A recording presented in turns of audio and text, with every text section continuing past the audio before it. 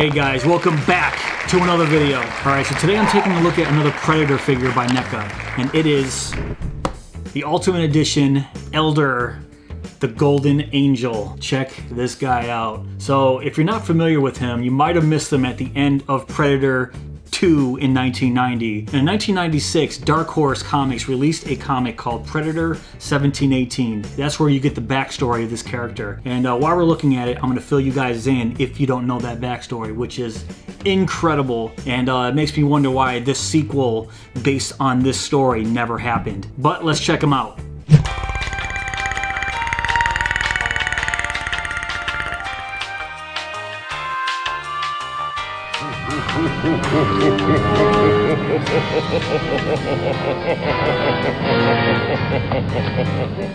Alright, so the front of the box here, we have some amazing artwork. A really cool illustration of the Elder Predator here on the front. On the bottom, Ultimate Edition, Elder, the Golden Angel. And we turn to the side, we have the Predator logo. And the other side, check this out. Another incredible illustration. Very comic book style illustration. So cool. And then we turn to the back, you can see they're keeping that theme with the dialogue boxes here in the comic book style. The different heads that the Predator comes with. You can see the iconic Flintlock Pistol, and we'll get to that later. The different biomasks that he has here. Here's the alternate head that he comes with. He actually comes with 3 alternating heads. And then when we open the box, we have the incredible Elder Predator right here, posed up, and here he is in the box. So we're going to be taking a look at every single one of these accessories, and like I said, I'm going to give you guys a backstory if you don't already know the Predator 1718 story, which just makes me sad that this movie never came about. Let's break this open and let's get to it. Alright, so here's the Elder Predator out of the box. And here's the stock biomask that he ships with.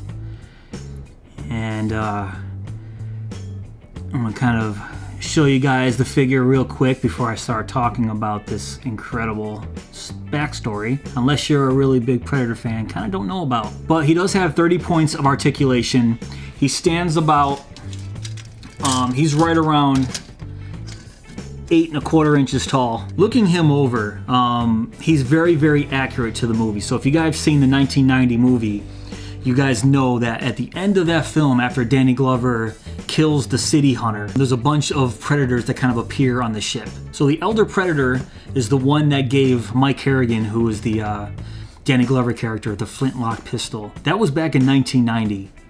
All right, and it wasn't until 1996 that the Dark Horse Comics came out with the actual story, the Predator 1718 story. So the story goes, the Elder Predator, him, was stalking a pirate captain named Raphael Adelini, deemed him a very, very worthy adversary, and Raphael Adelini and his crew came across some gold.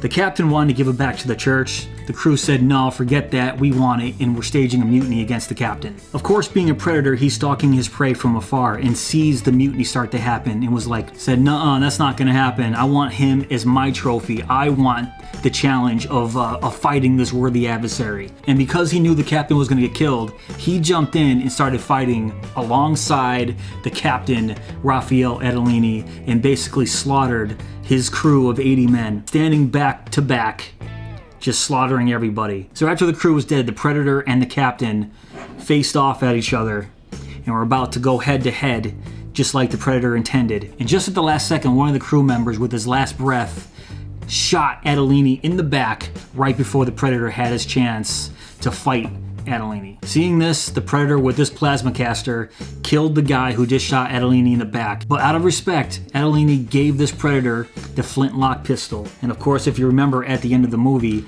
it said Raphael Adelini 1715. And after taking everything in, the Predator saw what happened, gained a lot of respect for Adelini, and gave him his Extendable Sword. This is the sword that he actually ends up giving Raphael Adelini when he was giving him his warrior's funeral. So if you guys haven't seen that comic or checked it out, I would definitely recommend going and reading that comic. People were like, what the hell? Who was that Predator, and why the hell did he just give Danny Glover an old ass pistol from 300 years ago? Also, what I really like about that story is when Adolini gave the Predator his pistol, he said, take it. And as you know, Predators always record whatever somebody says to him or what sounds in the environment or whatever. So when he gave him his sword, he says, take it. And that's why at the end of Predator 2, when he gives the Flintlock pistol to Danny Glover, he says, take it.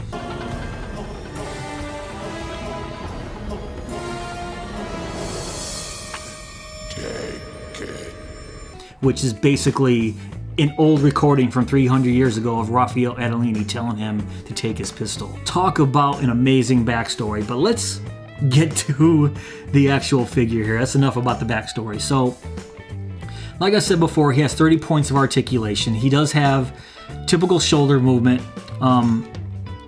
They are all on ball joints, but this side I don't want to push up too high because you can kind of see this little armor piece here on his shoulder is moving as I push it up. And this is all connected. So he has this really soft little hose here that's connected to the shoulder guard.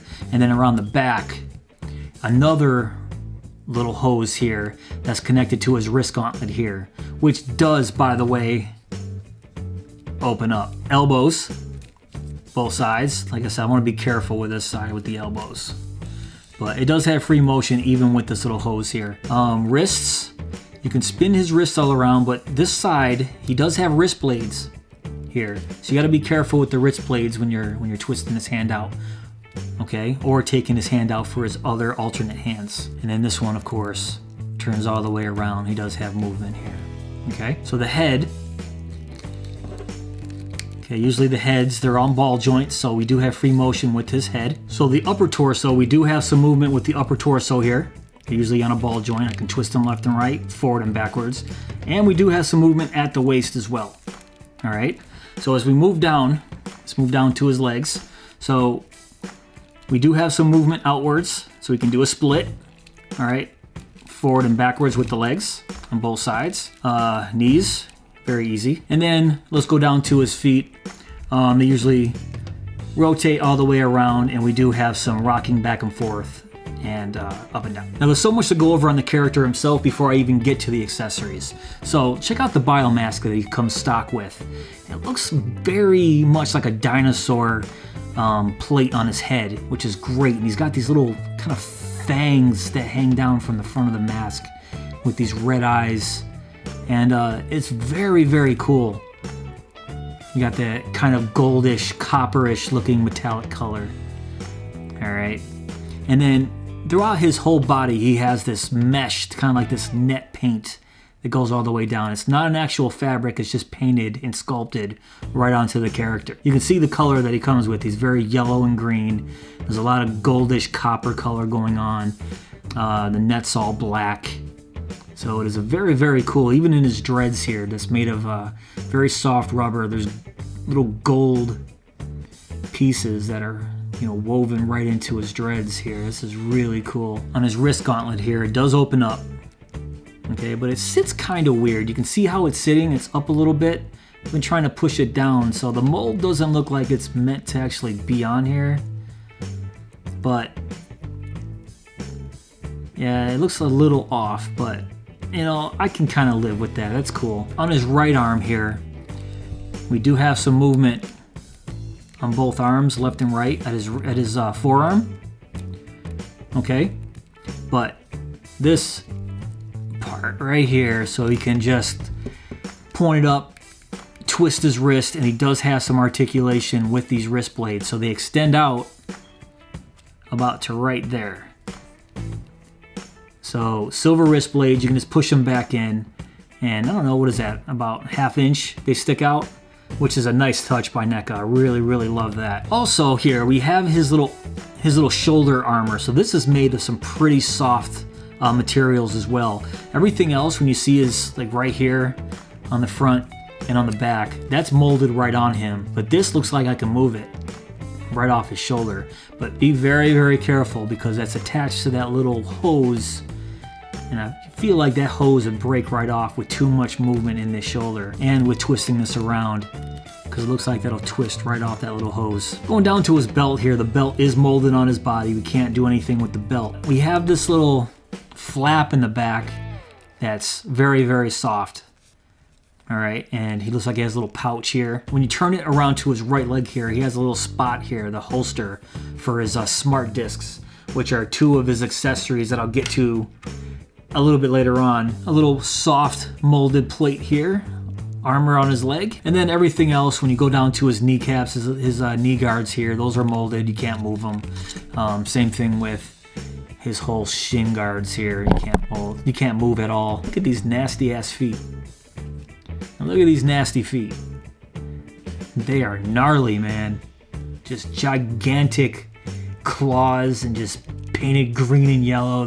They are awesome. You get to basically where he's wearing this little, this frayed thing around his waist.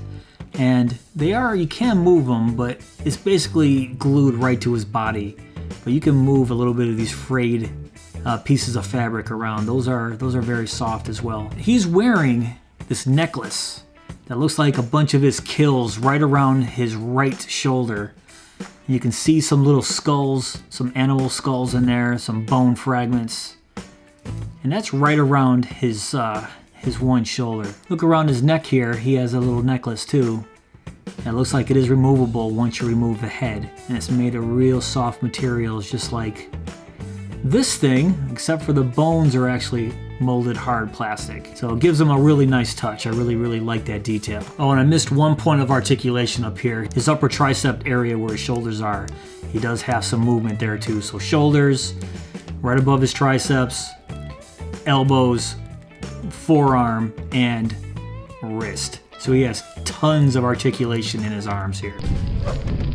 All right, so let's get to his alternate heads. So he has 2 alternate heads that he comes with for a total of 3. And let's get to the one with the bio mask first. So this is his alternate head here. Same red glowing eyes, but less looking like a dinosaur. This looks more like a shield on the top of his head here. You can see the differences between the 2. One a little more goldish, this one's more copper, way more spiky. And this alternate head, he's just a little more smooth than the stock head that he came with. A very nice metallic paint job on it, and then we turn it around to the back. Same dreads, looks like the same dreads that he has before with the gold, little gold pieces that are weaved right into his dreads here. These are great. He almost looks like a snail the way it comes, because they have to kind of curve it and fit it into the plastic. So it's kind of weird. Look at that. But then the second head, the same curved dreads in the back. But of course, this is the classic Predator look that we're used to without the bio mask on. The same yellow, very bright yellow and green shading. Look at the nice detail of the black speckles all around the top of his head. This is great. And then you can see his eyes pretty clearly in this sculpt. And there's his side profile, which I've always loved the look of these Predators with the mask off. They just look so gnarly. So this is the alternate head. This is great. I'm going to keep him with the stock head for a little bit just because I love this mask. Next, let's get to his extendable sword. It only fits into his sheath like this without the second piece on there. So his sheath is on the back right here. So you kind of have to move his hair out of the way. Move his hair out of the way to get to it. And then stick it in just like that. Should go, there we go. Goes down in. So that's him with the actual sword in his sheath. But as it comes out, there's a little piece right here, right there. And you can kind of stick this in there. But what I'm hoping for is it goes all the way in and you can actually extend it outwards. And I don't think you can. So I'm trying to push it all the way in. I don't want to push too hard, but that's about as far as it goes. So I kind of wish they made this with the extendable piece in there, and then you can just push it up and it comes out. I'm not the biggest fan of the way they did this, like broke it up in half. I don't know, what do you guys think? Am I just overthinking it? I mean, you got to put this in his sheath, and then what? This is just hanging out, you know, doing nothing. It's just laying there. But the sword is pretty nicely detailed. You got the same gold copperish color painted on the actual handle itself, and a very weathered looking blade. So this is actually pretty nice. The extended part, nothing too special about this. It's just, You know, just the actual end of the blade. But like I said, I really wish they would have had this so it was in and then it comes popping out. Next, let's take a close-up look at his Flintlock Pistol. So it's pretty small. This doesn't move, the actual hammer of the Flintlock Pistol. It doesn't need to move, but you know, this looks pretty delicate. You can see him kind of moving it just with the slightest movement at all. Also, back here from Predator 2, this is where the Raphael Adolini 1715 was carved. And you can see they didn't even attempt to put anything in there. Just straight gold, like a gold plate right there, which is fine. Kind of a cool touch if they would have put that in there, included it, but it's fine. And then there's the front of the pistol. So that's awesome. Let's get to the two smart discs here. So one looks like it's a double blade smart disc with a silver center, and there's holes right there and then right there for the Predator to actually grab onto it. This little part right here is made for the discs to go right into it. Actually, this double bladed disc doesn't even fit into it. You can see it's a little too big to fit in there. But this one here fits perfectly in there. There you go. That fits perfectly in there. This one, the shape is a little off, so this isn't meant to sit in there. Next here, we have an accessory, which is his little plasma caster here. It does have some articulation up and down and left and right. Same gold color. It's the same theme throughout this guy's accessories. And we got that same little hose, that little silver hose that's made of real soft material kind of hanging out in the back. But what's really cool about this, it does have this little notch here and this little notch here. And when you look at the Predator, there's a little notch right there and a little notch underneath right there. And this kind of fits right in those notches. So I'm gonna try to fit this on there now, get his hair out of the way. But there he is with his little plasma caster right on his shoulder mount, which is so badass looking. Look at this thing. So that's sitting right on his left shoulder, and he can just be like, bam, bam. And be sure you don't blow your head off like Sterling Sharp did in the new Predator movie. Oh, that just fell right off. 3 weeks later. No big deal, looks like it's right on a little peg, so I can put that right back on. There we go, fits right back on. Crisis averted. Check him out. What do you guys think? Awesome. The last two accessories that he comes with are his alternate hands. So this is his left hand. It's meant to hold the sword. You got the gold on his knuckles here. You got more of the yellow and green on his actual hand. Then you have his other hand here, which I kind of thought this is the other hand that was meant to hold the actual smart disc here. But looking at it, maybe not. I'm not really sure. I gotta look into that. This one doesn't have any gold on his knuckles like the other one does, but more of that brown, yellow, and green color. Well, I'm not sure if this is right. It looks kind of goofy, but these little holes here, he can hold it with this hand. I'm not sure if that's right. I mean, if you look here on the actual cover, or sorry, on the back of the box, he's holding the disc here kind of like I have him, but I don't see any fingers underneath like that. I thought it was going to be the other hand kind of grasping it, but I was wrong. This is not, I mean, this is molded shut. There's no way for me to get those fingers out. So I'm a little confused about that, but technically he's holding it. I mean, what do you guys think? Yeah, close enough. All right, and I got the other alternate hand in his left hand here, and that's where he's holding the sword. So that's the Predator holding out his extendable sword. Overall, I think Neca did a great job with this character. I mean, with the actual different heads that he comes with, the two blades, the Flintlock Pistol, and the story behind it is worth the price of admission just right there.